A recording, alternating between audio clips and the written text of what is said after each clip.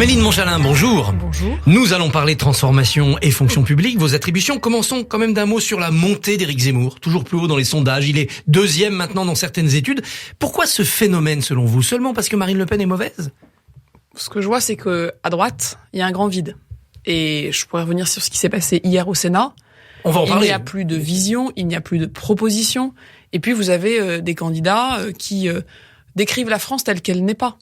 Les Français ne sont pas dupes. On n'est ni en guerre civile, c'est ni l'apocalypse. Tous les problèmes ne peuvent pas être résolus comme Madame Pécresse nous propose par des solutions technocratiques et comptables. Et donc aujourd'hui dans notre pays, les Français, et c'est notre vision, on doit leur parler de ce qui se passe pour eux, là où ils sont. C'est d'ailleurs pour ça que le bilan que nous faisons avec le président de la République, c'est un bilan territoire par territoire pour montrer qu'il y avait un avant 2017, il y a un après, qu'on a à la fois humilité et fierté de notre action. Et je pense que plutôt que de parler de qui on est, on doit parler aux Français de ce qu'on fait, et ça comblera bien plus le vide que les bêtises et l'extrémisme. On ne gagne pas sur un bilan, c'est ce qu'on a l'habitude de dire. Mais alors vous êtes on en ce perd moment, si on n'a pas de bilan. Voilà, vous êtes en ce moment dans la présentation de ce bilan. Est-ce que vous arrivez à voir le projet qui va en découler pour les 5 ans qui viennent? Il n'y a pas de projet, déjà, si vous n'êtes pas clair sur là où on en est. Vous pouvez pas parler aux Français de ce que vous ferez demain si vous n'êtes pas déjà clair quand vous êtes au pouvoir sur ce que vous avez fait des promesses d'hier. Et ce bilan, il trace lui-même un chemin d'avenir. Il vous montre, dans territoire par territoire, ce qu'il reste à faire, là où nous devons aller plus loin. Il vous montre une image réelle du pays qui vous permet précisément de tracer un chemin que les Français peuvent écouter parce qu'ils voient qu'il est crédible. Si vous n'avez pas cette attache très forte avec le réel, territoire par territoire, département par département, les Français ne nous écoutent plus, ils ne votent plus, et c'est la politique et la démocratie qui est en péril. Vous savez, on est le premier gouvernement, ça n'est jamais arrivé, qui s'est soucié de mesurer notre action au fil de cette action, pas juste... Comme une entreprise, en fait. Mais non, c'est pas la question d'entreprise. C'est la question de sortir de l'idée que certains candidats à droite et à gauche d'ailleurs donnent, d'un président ou d'une majorité qui serait, vous savez, parisienne, déconnectée et une forme d'élite. C'est pas ça notre projet. Depuis 2017, le président, il a une obsession. Que chaque Français, où qu'il soit, dans chaque territoire, que ce soit un territoire rural, un territoire très urbain, un quartier populaire, voit ce que nous faisons et que nous lui en rendions compte. Cette action-là est inédite.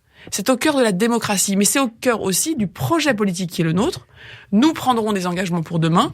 Ce bilan, il est déjà en soi une promesse pour demain, puisqu'il montre que nous pouvons tenir notre parole, mais surtout que nous nous soucions de chacun, que nous n'avons pas des discours en milliards, pas des discours en moyenne, que ce qui compte, c'est la vie quotidienne, et c'est ce que nous faisons. Elle s'est améliorée pour tout le monde, cette vie quotidienne, ou est-ce que vous n'avez fait que 40% des promesses, parce qu'il y a eu la Covid notamment?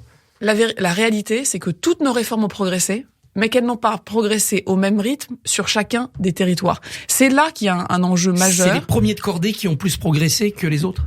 Vous avez des territoires très ruraux, vous avez des réformes qui ont progressé très vite. Je pense à l'apprentissage, je pense au domaine de la santé, dans l'éducation. Vous avez des territoires très urbains où c'est d'autres enjeux qu'il reste là à accélérer. Mais qu'est-ce que ça dit derrière? Que l'enjeu, il est dans la gestion de l'efficacité de l'État. Que si vous n'avez pas un État qui est capable justement de différencier son action, de mesurer son action, de se déployer au plus près des Français, eh bien, on pourra avoir toutes les lois qu'on veut voter à l'Assemblée. Les Français n'en verront pas tous la même réalité. Et donc ça nous amène sur la mère des batailles aujourd'hui.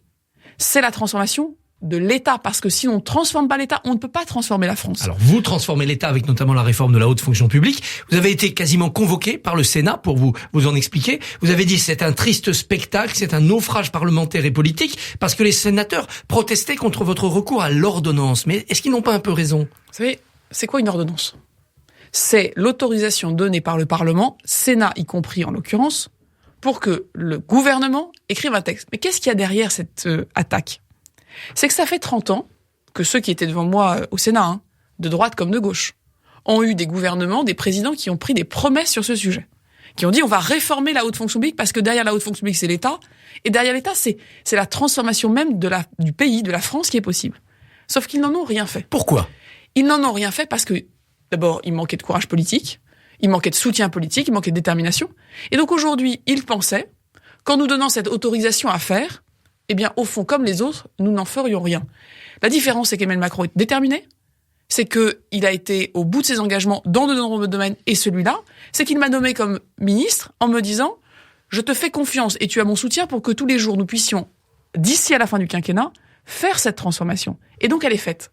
Et donc, vous aviez devant moi hier au Sénat au fond, tous les groupes, socialistes, droite, des tous gens unis. qui ont été au pouvoir 20 fois, qui nous ont expliqué qu'au fond, ce jeune président, avec sa jeune ministre, nous n'avions ni le sens de l'État, ni le sens de l'histoire, et que nous serions en train de tout détruire. D'abord, ce qui est excessif et en général, comme on dit, insignifiant. Et la deuxième chose, c'est que vous savez, l'amour de l'État. Il n'est pas moins grand qu'on soit jeune ou pas jeune, qu'on soit fonctionnaire ou pas fonctionnaire. Ce qui compte, c'est les preuves d'amour. C'est est-ce qu'on est réellement en train de travailler pour que l'État soit plus efficace? Oui. Est-ce qu'on est en train de travailler réellement pour que nos hauts fonctionnaires soient proches des Français, proches des problèmes à résoudre, puissent vraiment servir les Français? La réponse est oui. Et donc, le procès en illégitimité politique de ceux qui sont au fond les meilleurs représentants à la fois des corporatismes et des immobilismes et donc des conservatismes, il faut bien l'entendre. Qu'est-ce que ça dit derrière? Ça dit que vous aviez une droite hier et une gauche qui voulaient, au fond, faire du théâtre, mais qui n'avaient aucune proposition, aucun amendement, qui ont, pendant 2 heures, 3 heures, expliqué que nous détruisions tout, en disant qu'il fallait faire une autre réforme, sans être capable d'écrire le premier mot d'un amendement pour dire voilà ce qu'on veut faire. Et donc vous m'interrogiez, pourquoi certains prennent de la place, mais parce que les autres n'en prennent aucune, ne prennent pas celle qui est la leur. Alors, vous remplacez l'ENA par l'Institut national du service public. Pourquoi cet institut n'aurait-il pas rapidement les mêmes défauts que l'énarchie? D'abord parce qu'on ne va pas recruter les mêmes. Aujourd'hui, au moment où je vous parle, il y a 1500 jeunes à l'université, de Tarbes à Roubaix, à Brest, à Limoges, bref, dans toutes les villes où vous avez une université, qui sont en train de préparer les concours de la haute fonction publique là où ils sont. Ce sont des jeunes hommes et des jeunes femmes qui ne vont pas à Paris. On n'est plus dans Balzac où il faut prendre sa valise et aller à Paris. Ces jeunes hommes et ces jeunes femmes, on leur offre 4 000 € de bourse supplémentaire parce qu'ils sont boursiers. On leur donne un tuteur pour réussir les concours. On leur donne un diplôme. On leur donne un logement étudiant. Et pendant 1 an, ils peuvent se concentrer sur cette réussite au concours. C'est majeur parce que c'est un enjeu républicain. Et le niveau ne va pas baisser. L'opposition vous dit notre rayonnement international de l'ENA, vous allez l'affaiblir. L'intelligence, elle est bien partagée. Ceux qui pensent qu'il y a que les fils de bourgeois nés en Île-de-France qui ont vocation à servir le pays, ça c'est anti-républicain. Et d'ailleurs, ça alimente le séparatisme derrière. Ces jeunes hommes et ces jeunes femmes que j'ai rencontrés, partout en France, ils ont le sens du service, de l'intérêt général chevillé au corps.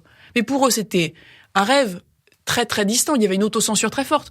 Puisque s'il fallait prendre sa valise pour aller à Paris, s'y loger, sans y connaître personne, ce n'est pas réaliste. Deuxièmement, qu'est-ce qui est différent? On recrute une nouvelle génération de fonctionnaires qui vient de tout le pays. Ensuite, on forme différemment. On forme aux enjeux de notre époque, qui ne sont plus ceux de 1945. On va former à la transition écologique, à la transition numérique, aux valeurs de la République, aux enjeux d'inégalité. Donc on forme différemment. Et puis on forme pas qu'une fois dans sa vie. On forme en formation continue. On assume de dire, vous savez, le monde change suffisamment vite pour que ce qu'on a appris à 25 ans, il fallait le mettre à jour quand on en a 40, 50, qu'on a des nouvelles responsabilités. On va se rapprocher du milieu de la recherche. Et puis dernier point, très très différent. Tout le monde sera à la sortie un administrateur de l'État. Il y aura plus de grands corps. Alors justement, il y aura plus les gens qui, parce qu'ils ont été bien classés, parce que l'ENA était surtout une école qui classe avant d'être une école qui forme, eh bien tout le monde commencera dans des fonctions opérationnelles, des fonctions de mise en œuvre de politique, là où on est dans pas l'inspection, le jugement et le contrôle avant d'avoir soi-même fait. Alors dans l'action. Vous supprimez ces grands corps de l'État, sauf le Conseil d'État et la Cour des comptes. Vous dites ce matin dans l'Express, oui, mais on va recruter différemment, donc ce seront plus des machines à bloquer. Oui. Vous êtes sûr? L'immense majorité, demain, à partir du 1er janvier 2022, de ceux qui entreront pour travailler à la Cour des comptes ou au Conseil d'État, n'iront pas dans un corps, ils iront pour y travailler. Les Français connaissent bien, ça s'appelle un emploi. Mais une fois qu'on est Conseil d'État ou la Cour des comptes, on appartient à une corporation et on se rend des services. Et justement, là où la réforme est ambitieuse, c'est que vous ne pourrez plus rentrer dans le corps avant, d'avoir fait vos preuves sur le terrain, 2, avoir fait vos preuves dans l'institution, après avoir été évalué, après être passé devant une commission, la dite commission qui est 3 personnes de l'intérieur de l'institution, 3 personnes de l'extérieur. Bref, c'est la fin de la cooptation, et c'est surtout la fin d'une vision où on décidait par un classement à 25 ans ce que vous alliez faire toute votre vie. Je pense que les Français voient très bien que c'est plutôt dans leur intérêt d'avoir des gens ancrés dans la réalité, pour que quand ils jugent, ils contrôlent ou ils inspectent, mais ils aient aussi une connaissance, je veux dire, à jour et réelle des enjeux. Est-ce qu'avec votre réforme, le pouvoir ne va pas être tenté de nommer des préfets à sa main, en leur faisant un contrat, en les prenant parmi des amis politiques ou économiques? Vous savez, cette critique de politisation, elle est assez étonnante, parce qu'elle vient de ceux qui savent très bien que les préfets ont toujours été nommés en Conseil des ministres, et que les ambassadeurs ont toujours été nommés en Conseil des ministres, mais la différence c'est quoi? C'est qu'aujourd'hui, à partir du moment où vous dites, voilà, on n'est plus dans un corps à vie, on y est parce qu'on a été repéré pour ses compétences. On y est parce qu'on a été repéré pour sa capacité à faire bien le service des Français là où ils sont. On sort justement d'une politisation. La politisation, c'est quoi? C'est de nommer des gens préfets qui n'ont jamais vu une préfecture. Ça, c'est ce qui se passait avant. Ça s'arrête. Vous voyez, c'est du bon sens. Le 1er janvier 2002, c'est fini. Les fonctionnaires, surtout les petits fonctionnaires, ils vous demandent désormais des hausses de salaire. Ils vous demandent de dégeler les points d'indice. Vous allez le faire? Attendez. Je suis la ministre de la fonction publique qui a pris une décision inédite. Nous allons, là, au 1er janvier 2022, augmenter, comme cela n'a jamais été fait, les 1,2 million de fonctionnaires qui sont les moins bien rémunérés, qu'on dit appartenir à la catégorie C. Ça sera plus que l'inflation? C'est beaucoup plus que l'inflation, c'est beaucoup plus que tout ce qu'on aurait fait avec le point d'indice. C'est quoi le point d'indice pour que les gens comprennent? C'est une décision où on dit on augmente tout le monde du même pourcentage. Si j'avais fait ce que les syndicats m'avaient demandé au départ, les fonctionnaires les moins bien rémunérés, ils auraient eu 10 € de plus par mois. Avec les mesures qu'on prend, quand ils travaillent pour l'État, ils ont entre 40 et 100 € de plus. Et en plus, vrai progrès social pour les fonctionnaires. Nous allons prendre en charge la mutuelle santé. Les Français ne savent pas qu'aujourd'hui, les agents publics, ils payent eux-mêmes toute leur mutuelle. C'est une inégalité qui est grave, c'est un progrès social, et c'est un progrès social que j'ai acquis par le dialogue social.